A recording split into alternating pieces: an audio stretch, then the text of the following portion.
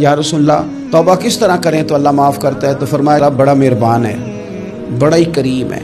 वो तो किसी बंदे की ऊँटनी अगर कभी गुम हो जाए सहरा में, और इस तरह गुम हो कि पैसे भी ऊँटनी पे हो, खाना भी ऊँटनी पे हो, कपड़े भी ऊँटनी पे हो, इलाका भी सहरा का हो, और उसने किसी टहनी के साथ बांधी हो, फिर वो सो जाए, सो के उठे तो ऊँटनी गायब हो। अब वो इतना परेशान हो कि आगे पीछे दाएं बाएं देखा तो पता चला कि ऊँटनी तो गायब हो गई, ना खाना है, ना पैसे हैं, ना कपड़े, ना सवारी है, इलाका सहरा का है, पैदल जा भी नहीं सकता। तो फरमाया जिस तरह वो बैठ कर मौत का इंतज़ार करने लगता है, और वो मुंतज़िर था कि अब मौत ही आएगी, अब कोई और सहारा नहीं। फरमाया अचानक अगर ऊँटनी सामने आ जाए तो उसे कितनी खुशी होगी? या रसूलल्लाह उसे तो बड़ी खुशी होगी।